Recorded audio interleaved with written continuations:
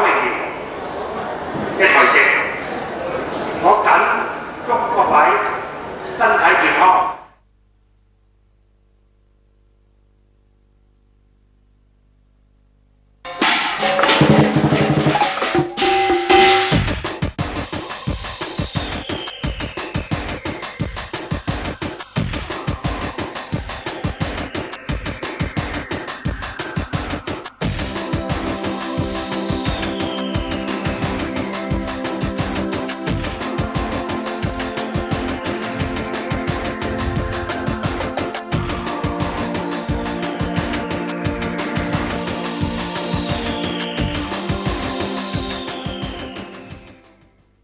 我哋太平清醮唔單止係為本村去祈福，甚至乎亦都希望整個地區合境平安、風調雨順。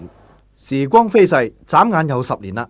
粉嶺村每10年一度嘅盛事太平清醮，響千禧年、2000年隆重舉行。所謂各處鄉村各處禮，粉嶺為彭族自開村到而家超過800年歷史。更加係新界鄧、廖、文、彭、侯5大望族之一，佢哋太平清醮嘅意義喺邊度呢？太平清醮係追溯到咧係唐宋嘅時代，咁啊當年可能係嗰啲人民咧都係以牧農為生，咁啊當年咧如果係遇到啲咩天災橫禍啊，有咩唔好嘅附帶喺人民嘅身上咧。人民咧多數係以神力，即係經一啲道長啊、誦經啊咁嚟祈禱，希望得到神嘅保佑。擁有800年歷史嘅新界粉嶺村，一直與社會同步並進，但係佢淳樸嘅民風就始終不變。相信呢一個亦都係佢哋值得驕傲嘅地方之一啦。粉嶺村村民現時人口接近4000人，而其中一部分已經移民外地啦。根據典籍記載啊，彭氏一族可以追溯到公元前2000幾年嘅堯舜時代，而新界彭族嘅遠祖就原居於甘肅省嘅隴西郡，輾轉遷居到江西省嘅宜春、潮州嘅揭陽，再散居喺東莞粉嶺村一帶。而為咗表示對先人嘅敬意，每逢春秋二祭啊，都會去到祠堂呢一度拜祭嘅。呢間彭氏宗祠呢，就係喺1854年建成，雖然規模唔算大啊，但係建築就非常之講究。係村民其中一個聚會嘅地方嚟㗎。而至於呢一棵喺村公所旁邊嘅老榕樹，已經有成500年咁耐，稱得上係村中嘅父老輩啊！相信歷代唔少村民都曾經喺呢一度唞涼同閒話家常㗎。師德書室就係以前粉嶺村村民讀書嘅地方啦。粉嶺村之所以能夠保持優良嘅傳統，可以話係源出於此嘅。睇佢咁有文化氣息嘅外貌就知啦。村中嘅古蹟比目皆是。包括呢座圍門同埋圍牆，相信係明朝萬曆年間興建嘅。雖然經過重建同埋修葺啊，依然係保留到建築物嘅神髓。大家可以藉此想象古時村民響圍門之下嘅生活呢。至於3支鼓炮，係清朝康熙年代廣東巡撫為村民購置嘅，作為抵禦寇匪之用。雖然今時今日鼓炮已經冇佢實際嘅作用啦，但係就成為粉嶺村嘅歷史見證。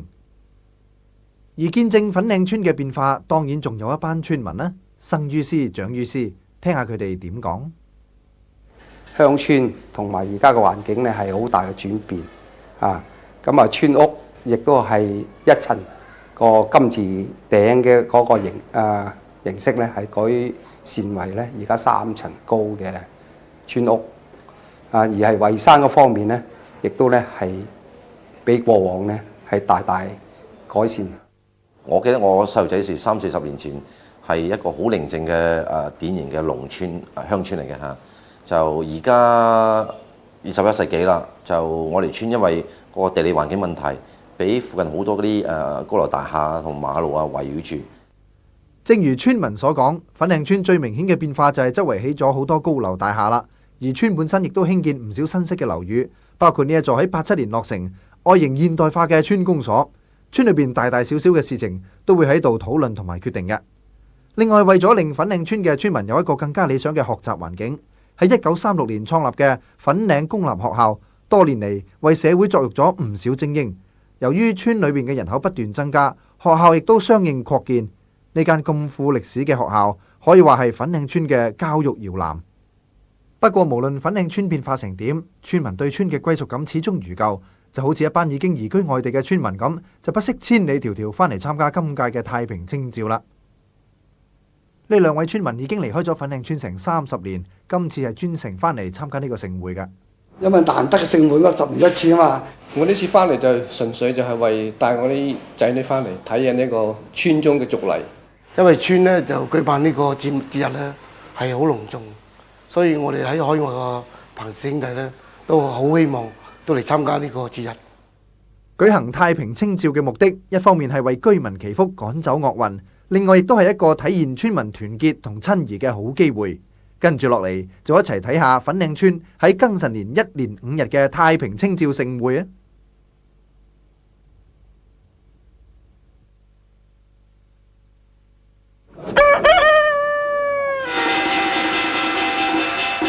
而家係凌晨5點，粉嶺圍呢度已經人山人海啦。村民等咗10年嘅太平清醮即將揭開序幕。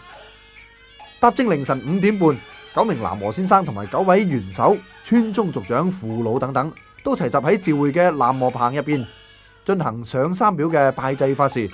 喺南和先生嘅開羅同埋誦經帶領之下，拜祭就正式開始啦。南和先生首先為9名元首進行潔淨，佢哋每人都要響浸有碌柚葉嘅清水嗰度潔淨自己嘅，因為呢，佢哋將會代表全村3000幾名嘅居民向上天祈求福氣。而為咗表示村民嘅誠意啊，響召會期間，所有嘅村民都會齋戒，希望藉此感動上天嘅噃。嗱，9名元首雖然年紀細細啊，但係從佢哋嘅表情就知道，佢哋對於法事嘅態度係非常之認真嘅。9名元首響打醮當年嘅開燈日，就喺北帝爺前面以擲聖杯嘅形式挑選出嚟噶，所以能夠成為10年一度嘅召會元首啊，應該係天意啦。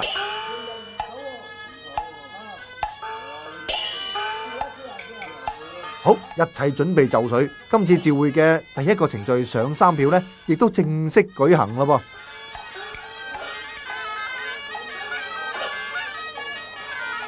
嗱，喺各位南和先生嘅帶領之下，由元首代表粉嶺村村民向3位天尊奠酒。嗱，3位天尊呢，亦都即係南和先生嘅祖師爺，地位超然。太平清醮咁大件事，當然首先要向天尊稟告一番啦。跟住就由咁多位南和先生進行一連串嘅法事啦，包括以符嚟潔淨同埋辟邪，確保喺召會期間所有邪魔外道不能入侵，村民得以順利向上天祈福嘅。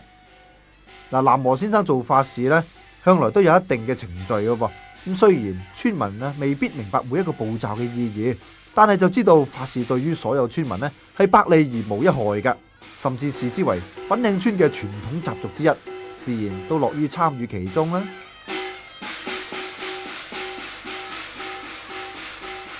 呢一位就係處理族長啦，響村中地位最尊崇嘅。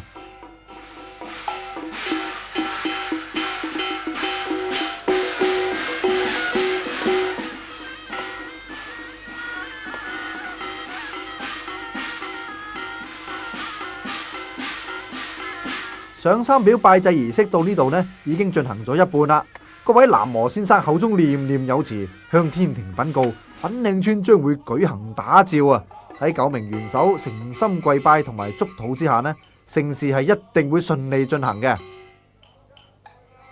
好快脆到上三表儀式最後一個步驟啦。嗱，南和先生翻開一份人員榜，亦即係粉嶺村村民嘅人名冊啊，向天庭稟告，村民喺呢一刻就正式進行打醮啦。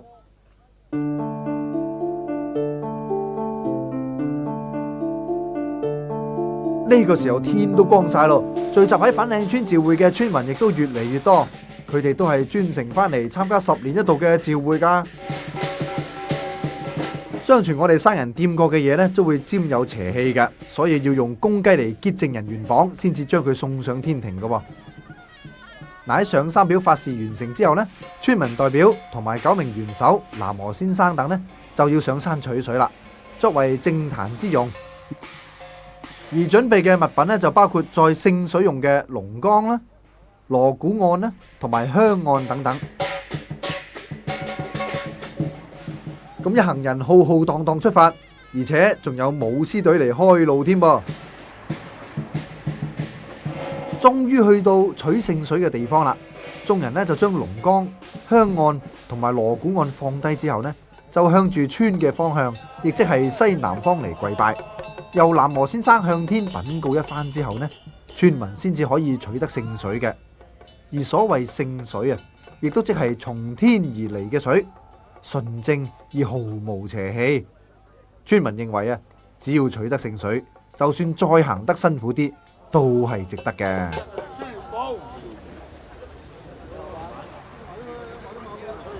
因為流落凡間嘅水已經沾有邪氣啦，所以南和先生就用符為聖水辟邪，跟住就小心翼翼咁將聖水倒入龍崗入邊。而為咗避免聖水喺運送過程中受到邪魔鬼怪嘅侵犯，南和先生仲用一張紅紙封實個瓶口，再貼上靈符，咁就萬無一失啦。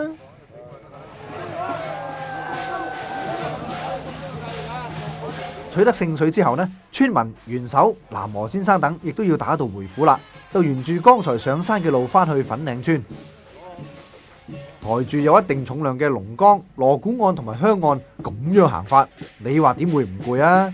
但係只要回想係為咗10年一度嘅打醮盛事出力，就算啊辛苦都自然會堅持落去。咁當然其他跟住行嘅村民亦都樂意為佢哋接力嘅，村民之間嘅團結由此亦都可見一斑啦。見到3支鼓炮就知道佢哋已經到達粉嶺村啦。村中其他嘅村民早就喺醮會前面等佢哋，而呢班村嘅代表元首啊咁，亦都不負眾望，順利將聖水送抵村中。眾人小心咁將龍崗安放好，然後放一塊碌柚葉喺上面，跟住就以呢啲聖水淨壇，並且進行拜祭法事啦。淨壇之後就輪到揚幡儀式，亦即係樹立范共燭啦。喺醮會嘅四方樹立呢啲寫上水陸超幽嘅燈籠，呢啲范共燭呢，亦即係幽魂嘅賓館喎。咁等佢哋喺參與醮會期間作為棲息之用嘅。另一方面，村中嘅父老、元首等喺呢個時候就去到祠堂接佢哋嘅祖先神主牌，同埋為國捐軀嘅村民英雄像返去醮會供奉。佢哋打響鑼鼓，由元首負責將祖先神位、英雄像送到去醮會，一齊參與呢10年一度嘅盛事。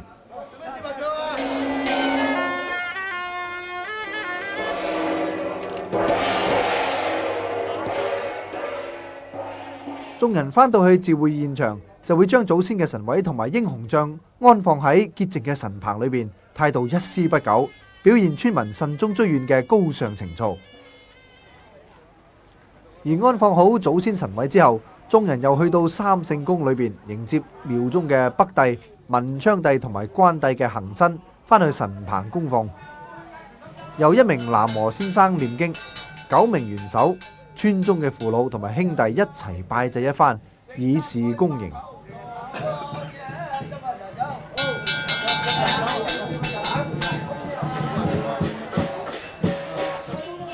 村中嘅父老同埋兄弟恭恭敬敬咁將三聖神像同埋守護神由廟中嘅神壇搬出，再由元首小心翼翼咁捧住，喺舞獅隊鑼鼓帶領之下，眾人就將北帝、關帝同埋文昌帝嘅行身送返去神壇度供奉啦。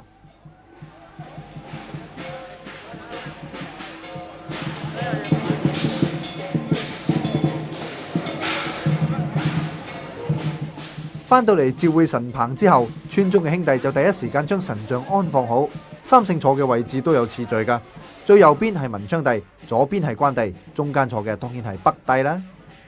既安放好三聖，又迎接咗祖先，南和先生就開始做另一場法事啦。元首同埋父老等呢，就喺南和先生嘅引領之下進行拜祭，而其他嘅村民亦都喺呢個時候燒元寶同埋上香拜神。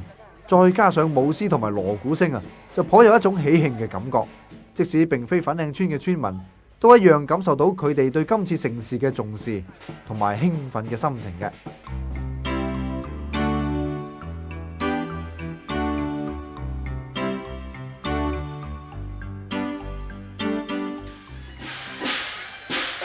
響中午齋膳完畢之後，南和先生、9名元首同埋村中嘅父老兄弟等呢，又齊集神棚啦。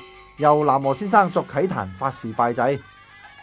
啟壇法事屬於一般嘅功德，但係眾人喺拜祭嘅時候都不敢怠慢，認真程度大家有目共睹㗎。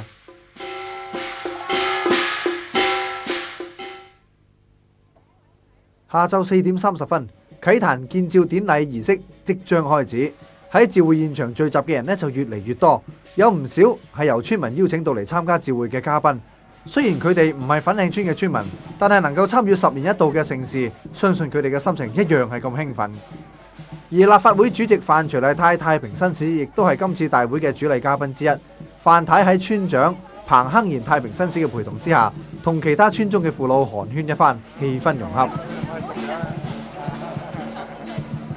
另一位主禮嘉賓新界鄉議局主席劉皇發太平紳士亦都有上面出席㗎。會主席范徐麗泰太平紳士，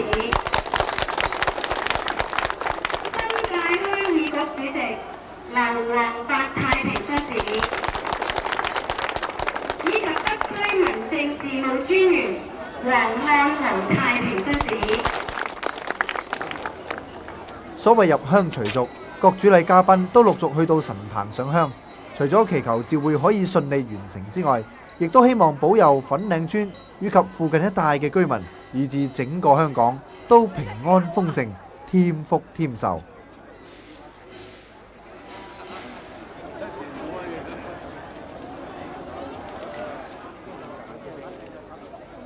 而醒獅喺范太點睛之後，就即刻龍精虎猛，朝氣勃勃啦！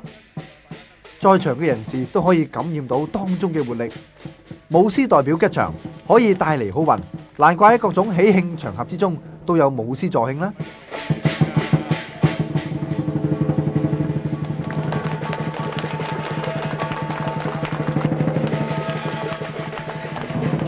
到咗儀式最後一個程序啦，就係邀請各位主禮嘉賓放生，為粉嶺村求福求壽。喺一片歡呼聲之下，啟壇建醮典禮儀式可以告一段落啦。儀式得到咁多社會賢達到場參與，實在係令整個召會呢生色不少嘅。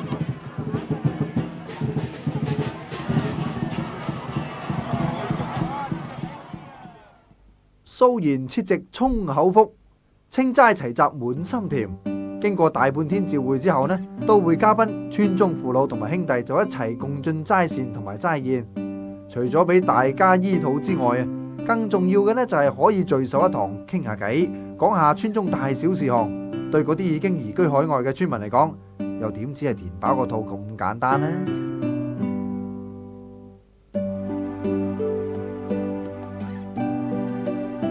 到咗傍晚7點半，大戲開鑼啦！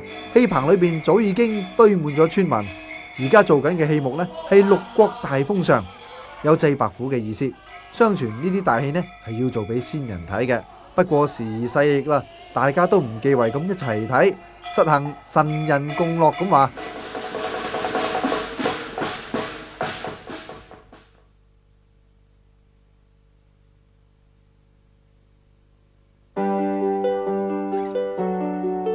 第二日嘅早上8點半，9名元首，而其中一名呢就負責捧住做法事用嘅法器雨者亭，齊集響南和棚入邊，由南和先生誦經拜祭南和天尊。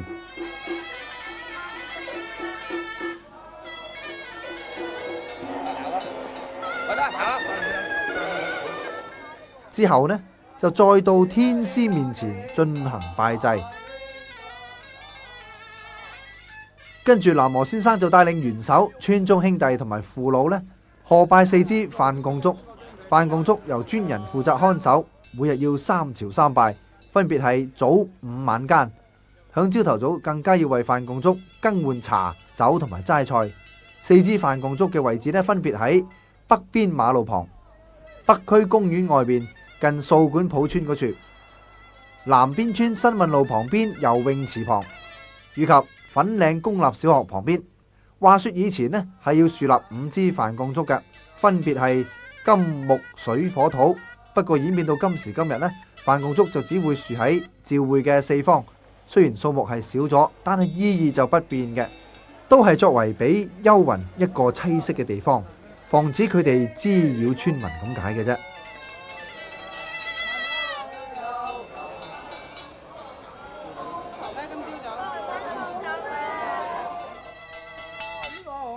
而呢個大士人呢，就係負責看守節會，防止妖魔鬼怪入侵嘅。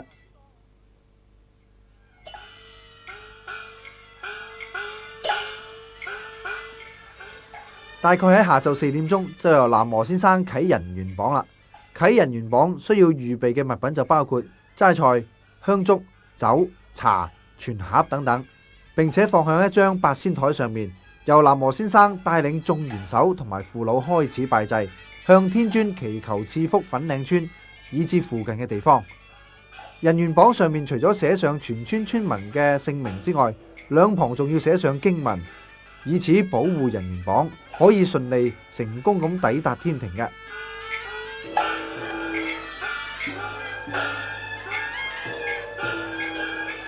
人元榜由南和先生灑過聖水潔淨一番之後，隨即就由村民協助之下，立即將人元榜接翻好。咁最後仲要寫上金榜題名，然後由元首捧住，意思呢係9名金榜題名嘅元首代表全村村民做太平清醮嘅法事。人元榜正式開啟，喺村中兄弟嘅協助之下，就將記錄咗村中人口嘅人元榜貼喺圍牆上面啦。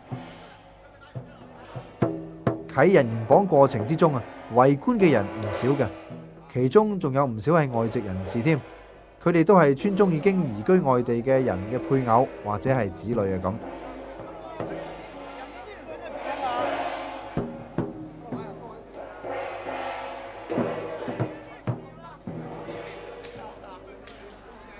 而啟人元榜之後啊，村民都急不及待咁睇下自己同埋家人嘅姓名有冇喺人元榜上面。向天庭祈福咁重要，點可以漏咗自己嗰份啊？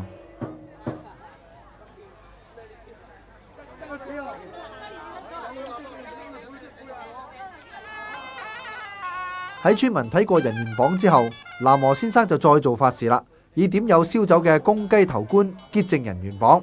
因為佢哋認為逢親俾在生嘅人掂過嘅物件都叫做犯殺，而人元榜最後係要上天庭嘅，所以必須要加以保護同埋潔淨。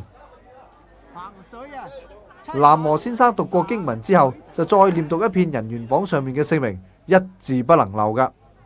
而啟人元榜法事到咗呢度呢，亦都正式結束啦。啟人元榜之後，家家戶戶都會去到神棚拜神、上香以示虔誠嘅。食過齋宴，元首同南和先生等呢，又再度齊集神棚，進行另一項嘅法事啦。首先係分燈，意思呢就係祈求保佑粉嶺村開枝散葉。喺南和先生嘅帶領之下，9名元首負責做法事，而南和先生就在旁念誦經文。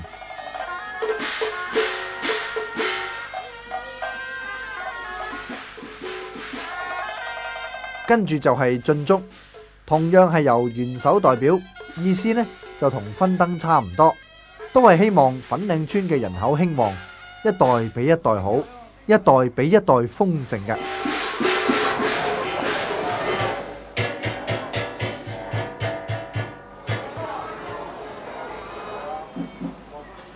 而喺分燈進燭之後呢，就要進行打舞同埋金壇儀式啦。佢哋喺神壇面前打功夫，揮動火棒，以此係警戒啲妖魔唔好接近神壇。而在場嘅村中父老兄弟同埋9名元首呢，都睇得全神貫注。呢項充滿動感嘅法事，令到整個打醮增添色彩。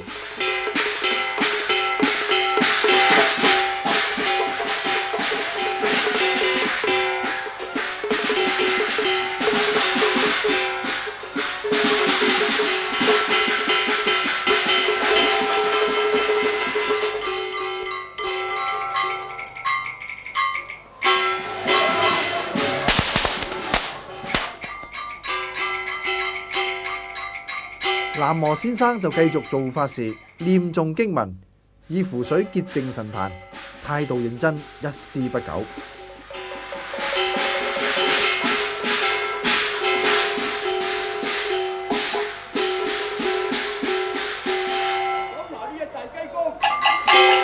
而家我哋見到嘅呢係符傘，屬於天庭嘅物件，有法力嘅。用公雞嚟點符傘，除咗有潔淨之意之外咧，仲有風生水起嘅意思。法事接近尾聲啦，南無先生就以符水嚟潔淨一番。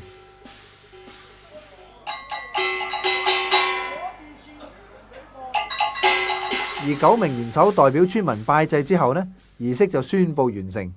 召會第2日嘅程序到此就結束啦。辛苦咗成日，9名元首好快可以翻屋企休息，迎接聽日另一個召會嘅重頭戲啦。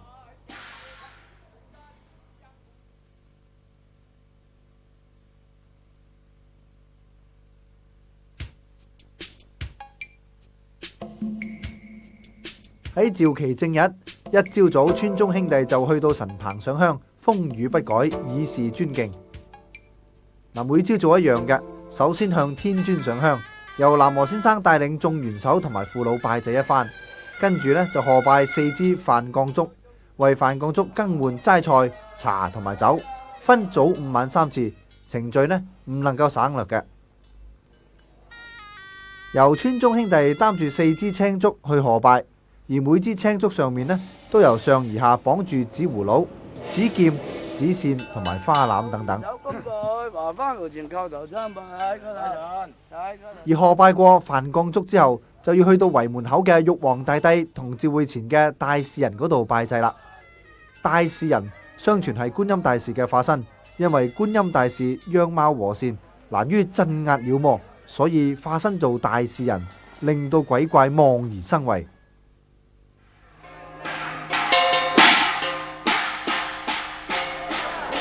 上午9點鐘，村民都已經準備就緒，準備聯同南無先生、9名元首同埋各方善信一齊行香。喺領行神將舞獅隊開路之下，行香就正式開始啦。由村中兄弟協助，抬住香案、鑼鼓案，以及載住元寶、蠟燭、生果、齋菜等供品嘅聖一齊進發。行香嘅意思呢，係話俾附近嘅人知，粉嶺村正在做祈福法事，周圍嘅人都會得到上天庇佑嘅。而大隊到達掃管埔村護村社壇，喺南無先生帶領之下，眾元首、村中父老同兄弟拜祭一番之後呢，又向上水石湖墟進發啦。數百名村民同各方善信浩浩蕩蕩咁經智昌路過上水火車站嘅行人路邊，向湖墟社壇方向嗰度走。沿途觀看嘅人真係唔少，而行香隊伍之中唔少係超過60歲嘅父老輩，佢哋自己雖然年紀大，一樣參加行香，可見佢哋對於召會係幾咁重視啦。終於到咗石湖墟護墟社壇，眾人同樣係放低供品拜祭一番，以示尊重。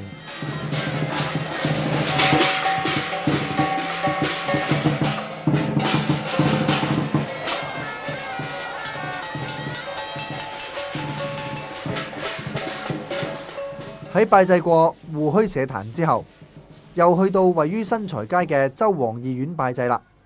周王義院係鄧廖文彭侯5族嘅公有物業，所以亦都有神位喺上面嘅。拜祭過周王義院之後呢，行香隊伍又向住粉嶺村北帝廟方向前進，而行香沿途經過唔少大街小巷，都係由警方協助疏導同埋指揮交通，亦都吸引到唔少途人注視，墟冚嘅場面可以話係一時無兩。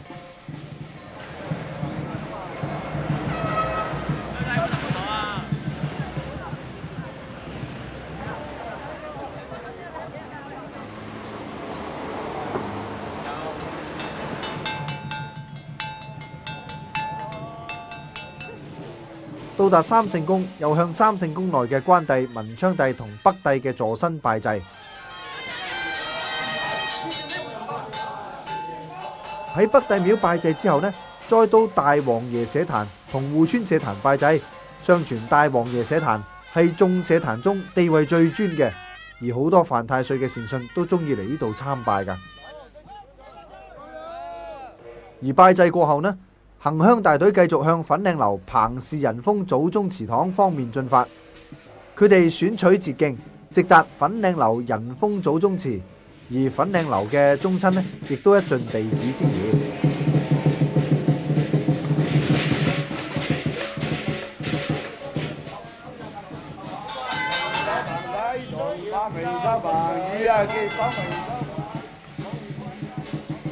喺拜祭過仁豐祖宗祠同護樓村社壇之後，行鄉隊伍就打道回府啦。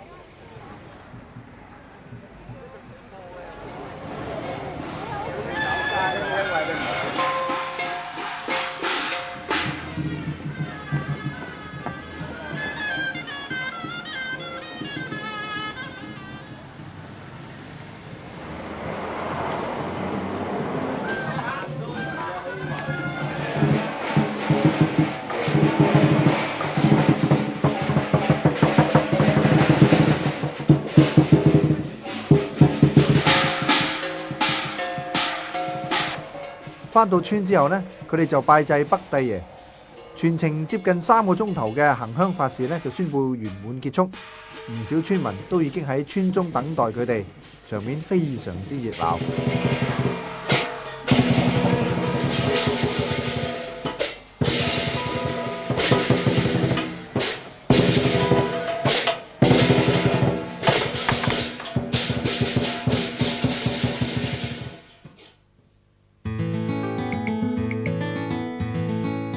行鄉完畢就係召期正日齋膳啦，到會者就包括應邀出席嘅嘉賓、村中父老啊咁。另外每家呢又可以派一位家庭成員出席嘅。出席嘉賓包括民政事務局局長林煥光太平紳士，村長彭亨賢太平紳士呢就立刻上前迎接。粉嶺村太平清醮得到政府高官出席，可見政府對於鄉村習俗都非常之尊重。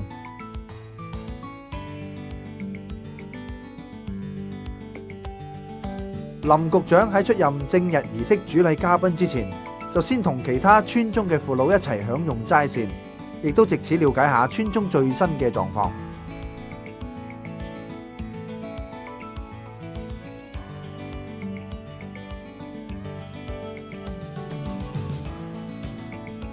下晝1點30分，正日儀式開始，邀請主禮嘉賓林煥光太平紳士、北區民政事務專員黃漢豪太平紳士以及其他主禮嘉賓上台就座。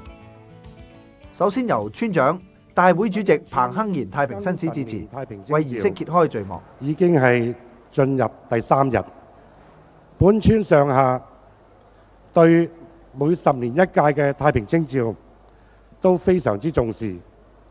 大家會見到有好多外國人都會喺呢個醮會嘅會場，大家唔好誤會，佢哋係遊客，佢哋好多係我哋粉嶺村嘅東床快婿，同埋係我哋粉嶺村嘅新抱嚟嘅。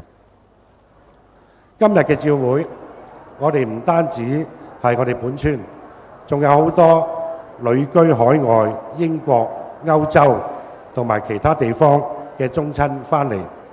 希望盡量利用呢幾日，大家共聚鄉誼，滿懷歡暢。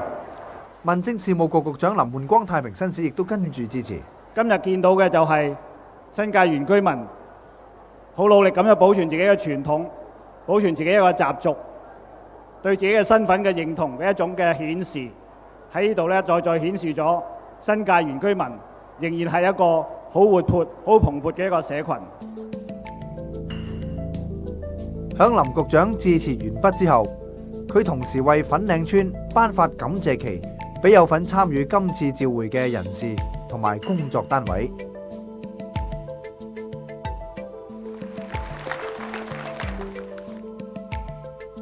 跟住由村代表彭振清先生代表頒發紀念旗。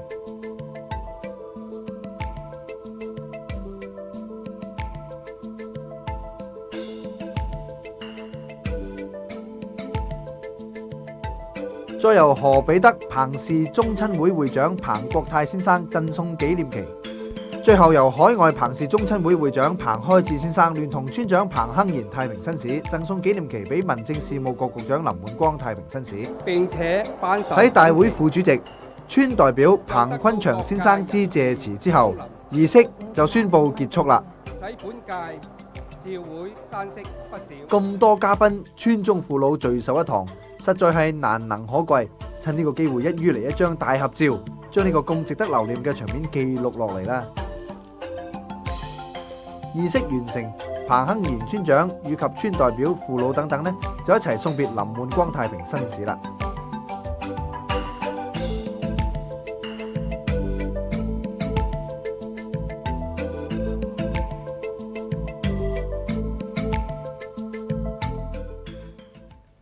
齋禪之後，又要進行另一項法事啦，就係祭小休同埋迎聖法事。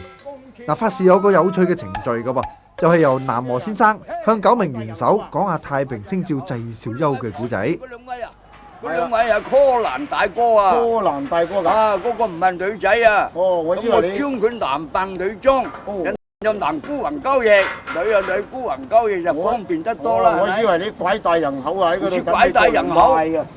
天地向旺，日日啊讀書讀幾學，文章啊唔使講，打響啊班班買麻糖，街過街嘅就巷過巷嘅啦，堂過堂，冬日奔波都係為樂。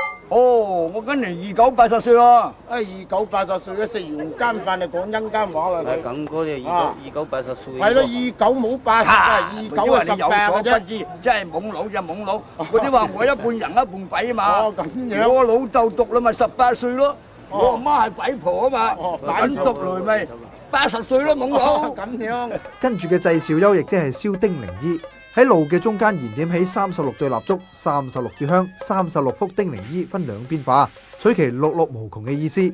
而受惠嘅都係到會嘅憂患。祭小休法事之後，就係迎聖法事啦。之前要先準備八仙台，然後將9位神像由神棚請出，包括有3位天尊、北帝、文昌帝、關帝、天師、玉皇大帝以及天馬嘅。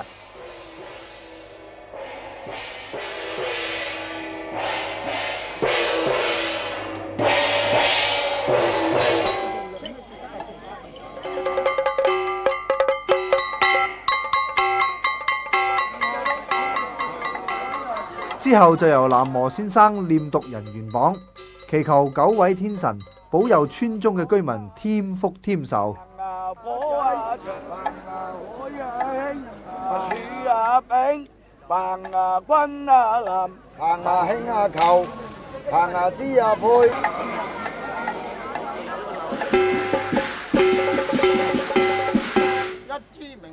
風調雨傘國泰民安，夜城花卉供應，雨清聖經揚時前在。向前講，直走9重天。坐落去嚇。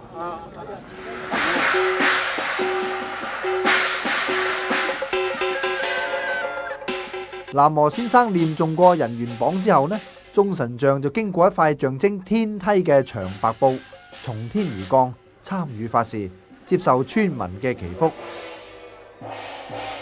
而響法事結束之後啊，村民呢又要小心翼翼咁捧住神像，經過白布，將神像放翻去神棚裏邊，象徵將9位天神送翻上天庭嘅。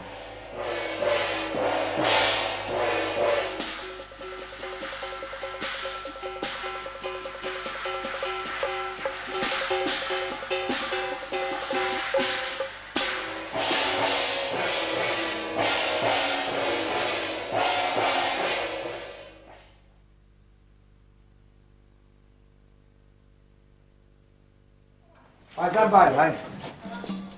太平清醮進入第4日，呢個走射書嘅儀式係認真別開生面啦，裏面仲有古仔添。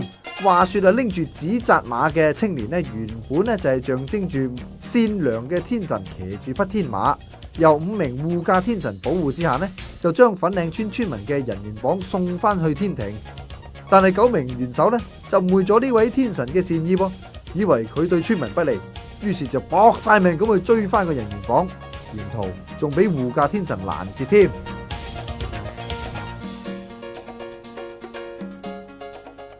幾經辛苦，天神終於攞到人緣榜翻到天庭，而粉嶺村嘅居民亦都因此得到上天保佑啦。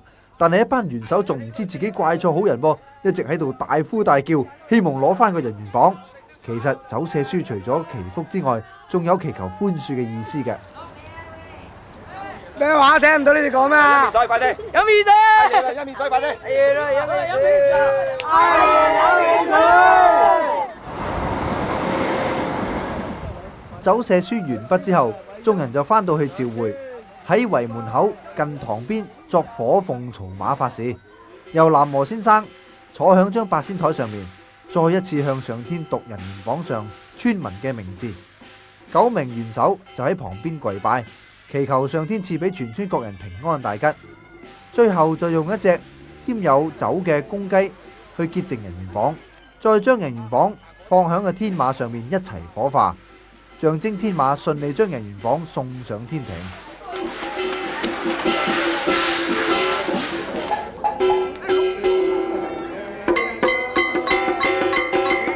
買你一件太公。化人員榜之後呢，就由9名元首代表全村嘅居民進行放生儀式，為村民祈福。現場一片歡呼聲，非常之熱鬧。而相信最開心嘅呢，都係莫過於在場湊熱鬧嘅小朋友啦。擺錢啦！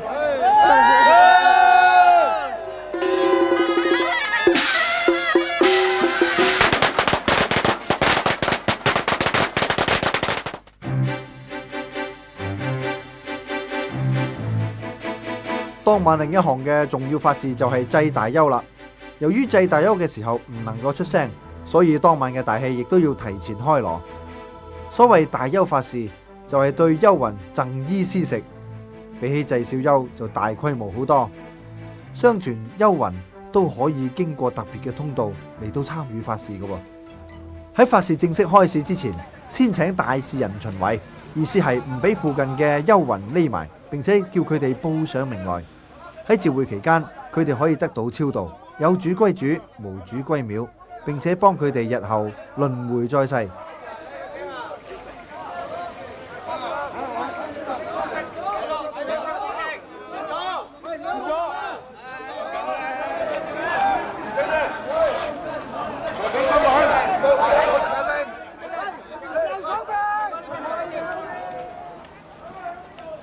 大事人巡圍認真大陣仗啦！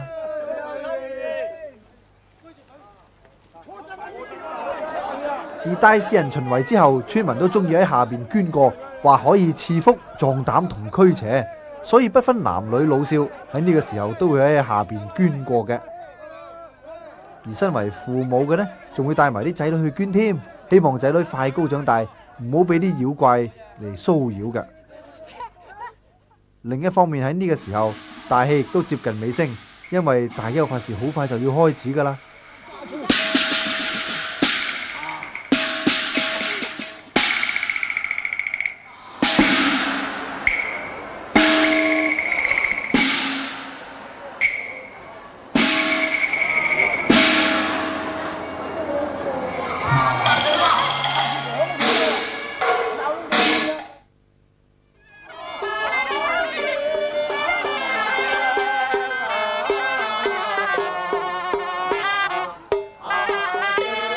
大幽法事開始啦，先由南和先生誦經，並且請大事人到法事現場坐鎮。道路兩旁就要點起一共360對香燭，360份內有溪錢嘅元寶，同埋360副丁靈幽衣。村民喺燒丁靈衣嘅時候係唔可以出一句聲嘅。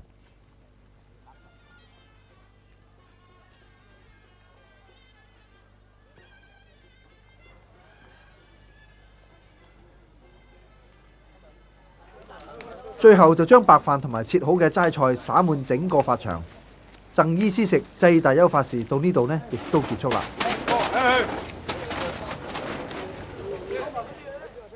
化衣之後，每一個村民都必須保持沉默，唔單止唔可以同人打招呼，就算連聽到有人叫自己都唔可以應，直到返屋企為止。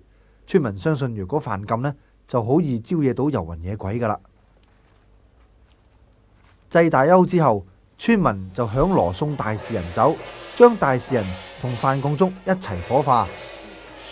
趙墓齋期到呢一度呢，亦都正式結束啦。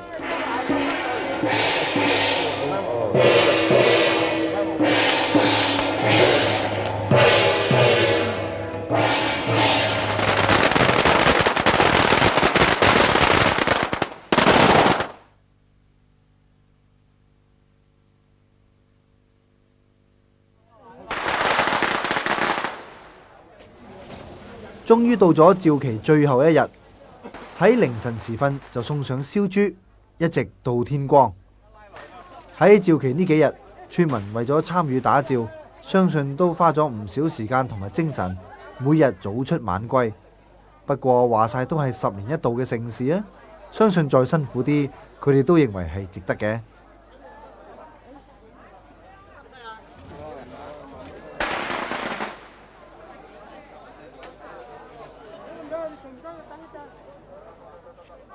通宵達旦咁拜祭上香，粉嶺村村民咁虔誠，上天又點會唔對佢哋眷顧有加呢？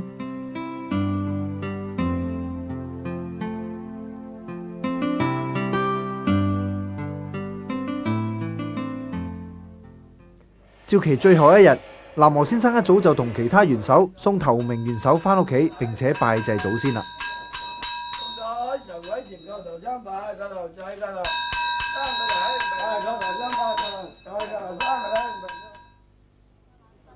之後由南和先生帶領下進行問杯同埋爬船儀式。呢個儀式係象徵將過去10年唔好嘅嘢送走，期望未來嘅10年每個人都平平安安。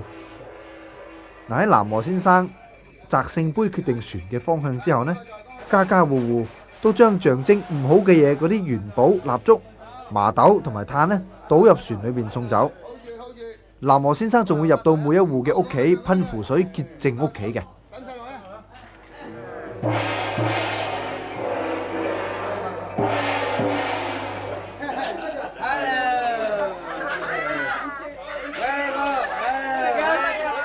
喂，大家唔好以為隻鴨口渴請佢飲水咁簡單噃，原來呢個動作咧係象徵從此風生水起咁解。呢個習俗都認真夠特別啦。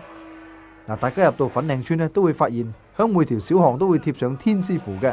原來呢度天師符咧係有辟邪作用嘅。而爬船呢個習俗，粉嶺村每年都有，目的呢就係將唔好嘅嘢送走。不過講到規模，就自然唔夠今次咁大陣仗啦。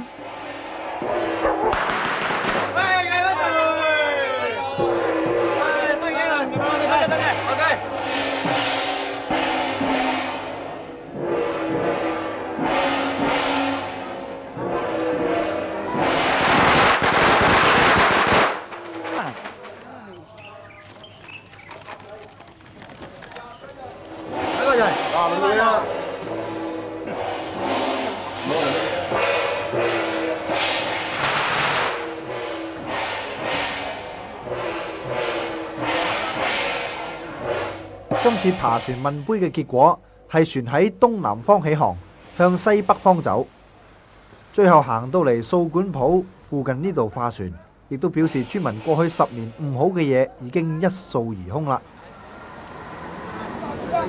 你又諗住邊度好啊？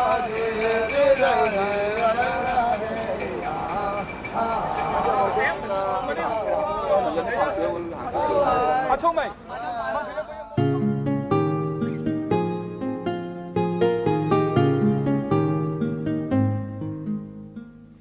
太平清醮法事接近尾聲，最後由元首親自將祖先神位英雄像送返去祠堂，並且拜祭一番，稟報祖先。醮期已經完成，祈求繼續保佑村中嘅村民。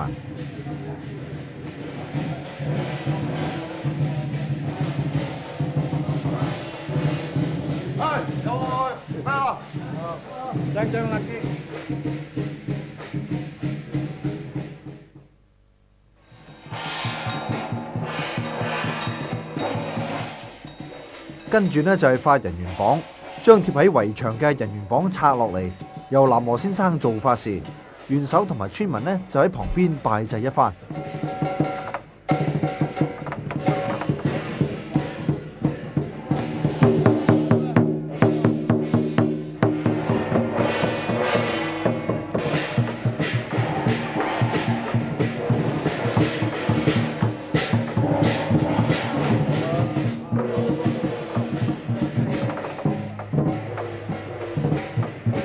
喺南和先生念讀人員榜以及眾村民監督之下，由南和先生將人員榜交俾玉皇大帝，連同祭幽符燭、法事用嘅雨者亭一齊火化，代表人員榜已經交到玉皇大帝手中，玉皇大帝自然會保佑人員榜上嘅粉嶺村村民。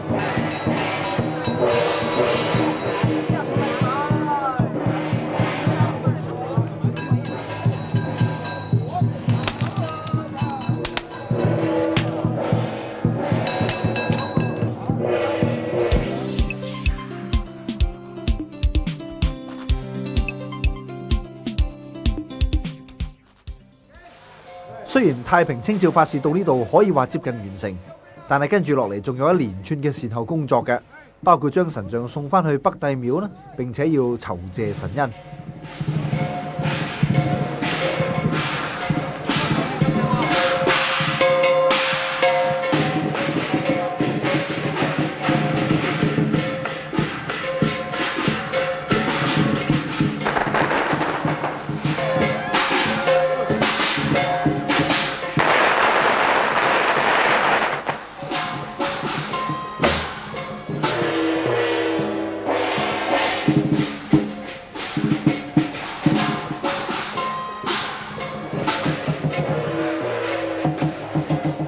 將文昌帝、關帝、北帝嘅行身送翻去三聖宮，佢哋排列有序，村民喺擺放嘅時間亦都格外留神。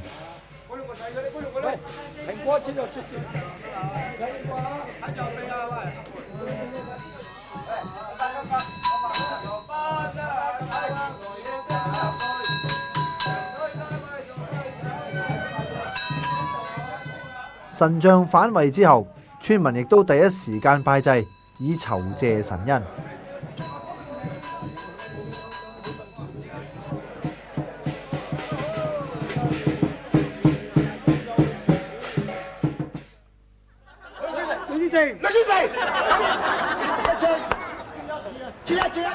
送神歸位之後，村內就進行一項非常之特別嘅競投活動，就係將打醮時候用過嘅物品拎出嚟競投。傳聞喺某一屆醮，曾經有村民以高價投低1個米星之後就一帆風順，所以個個村民都咁興高采烈去競投，希望好運亦都能夠降臨喺自己嘅身上。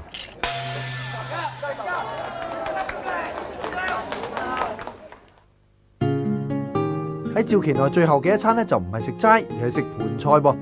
唔知係咪因為已經齋戒咗成4日，兼且村中嘅盛事太平清醮終於順利完成，大家都似乎食得分外開胃，大家一邊食一邊有講有笑，呢啲鄉村風情真係令人羨慕啦。喺盤菜宴之後，就要進行今次太平清醮最後嘅法事圍土法事啦。由於喺太平清醮嘅過程中，南和先生喺陰間路上開咗特別通道，以方便幽魂上嚟參與召回，所以喺呢個時候就要將特別通道關閉翻。完成圍土法事之後，為期5日嘅粉嶺村太平清醮亦都宣布圓滿結束啦。下一屆醮期將會喺10年之後，亦即係2010年。相信粉嶺村呢個咁有意義嘅傳統將會繼續落去。呢個亦都係粉嶺村村民最大嘅願望。叔伯兄弟翻嚟條村，大家過一個太平盛事啊！有機會大家再聚首一堂，見下面，可能大家都失散或者未見面10幾20年㗎啦。咁大家住得太過散嘅，好難見面。而翻嚟村中見面咧，係即係始終都係有種親情喺處。打醮咧就係一種祭陽祭陰嘅法事，啊，為自己村中求福求壽，啊。喺祭陽祭陰之餘咧，就無形中咧產生一種力量，將大家帶翻嚟自己本村。